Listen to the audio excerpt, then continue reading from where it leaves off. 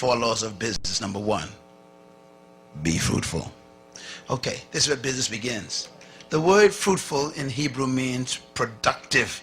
It doesn't mean to have children. I was shocked when I discovered that. The first command God gave man was what? Be productive. In other words, produce something. Say it. Be productive. Stop saying fruitful because you're thinking about babies. Tell your neighbor, be productive. Be productive. No, say it this way. Produce something that I could buy. That's the first command. Now, here's something important to remember. The first command is to be what? Fruitful. The first command should have been be seedful. Because fruit is a result of seed. You can't have fruit unless you have a seed that has a tree that bears fruit. God ignores the entire first step. Look at me, man. Just get deep now. God said, look, I even ain't going to talk about seed. Oh, you still ain't got it. Listen, when God demands something from you, it exists. So the demand for fruit is a presumption that there is seed somewhere. The number one reason why there's poverty in North Tulsa is not because of a lack of investors coming in, but a lack of productivity inside. Listen. Here's how you measure a nation's wealth. Listen carefully. A nation's wealth is measured by 3 letters, all nations. Gross national productivity. In other words, if the nation ain't producing, they call it poor in the UN. Money doesn't make you rich. Productivity does. That's why China is one of the biggest threats right now. Even though they may be poor, they are producing. What do most people in the North Tulsa do? Consume. You keep going to the bank to borrow money to buy stuff that isn't productive. I mean, if you're going to buy a vehicle, buy a truck so you can become one who collects garbage to produce a business. Don't buy a car to drive around in. That ain't productive. The command presumes that seed exists in you right now. There's a seed. That's your business. And God says, show me the fruit of it. Produce something. Now, when you produce a product, watch God's strategy now. Let's say, okay, Apple computer. Stephen Jobs quit school because he had an idea. Everybody say idea. That's your seed. Your seed is the idea that won't quit. This guy had an idea. He went to visit a plant to see a computer. And he went and he saw this computer, and the computer was big as half of this room. He looked at it, he says, why can't they reduce that to the size of a desk? And he walked out.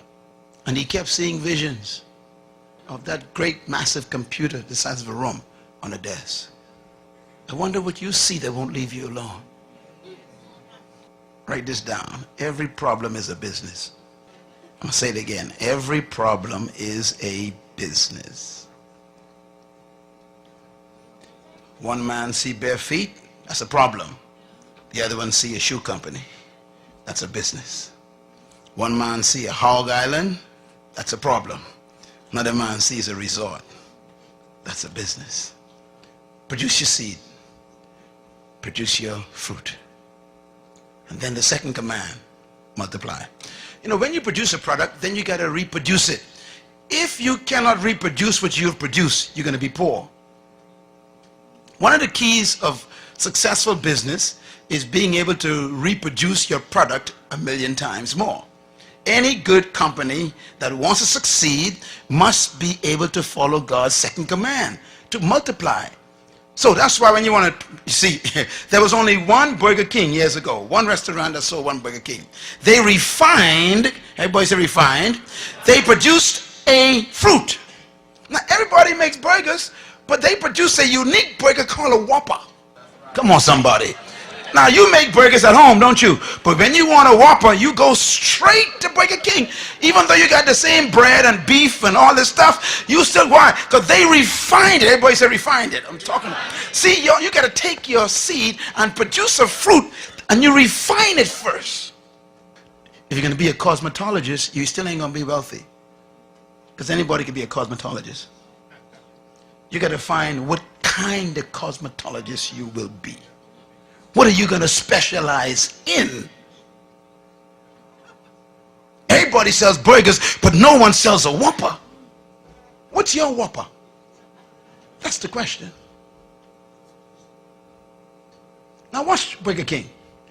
Burger King then takes this Whopper sandwich that they refined, and they developed a system, everybody say system, to reproduce the same Whopper every time.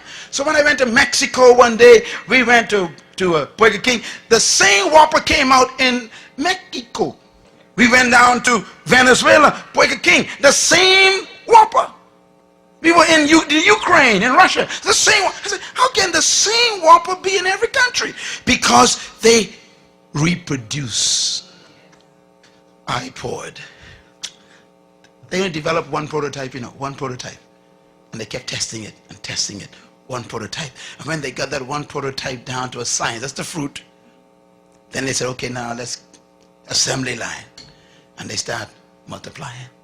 What you cannot multiply, you can never succeed in. My message is my fruit. Leadership, kingdom, purpose. They're my fruit.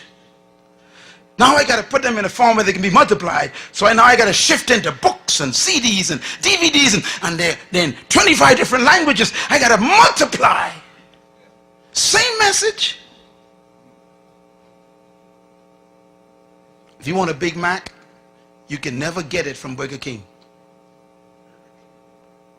Because Big Mac is McDonald's fruit. And they keep reproducing it. God's third command, replenish, is a big one. If you're going to be successful in business, you got to be able to distribute your product.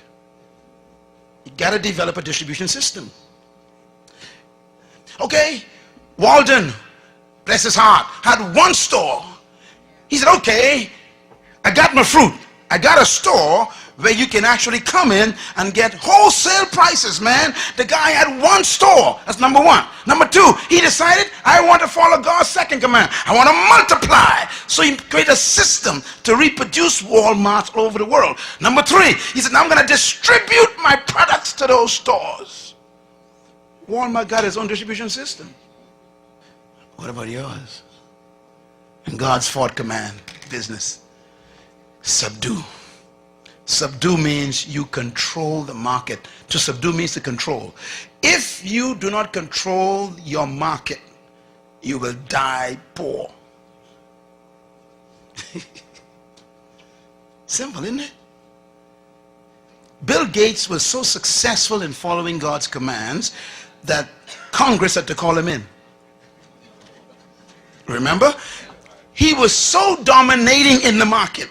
They said, you got to break up your company. We can't have you controlling the whole world like this.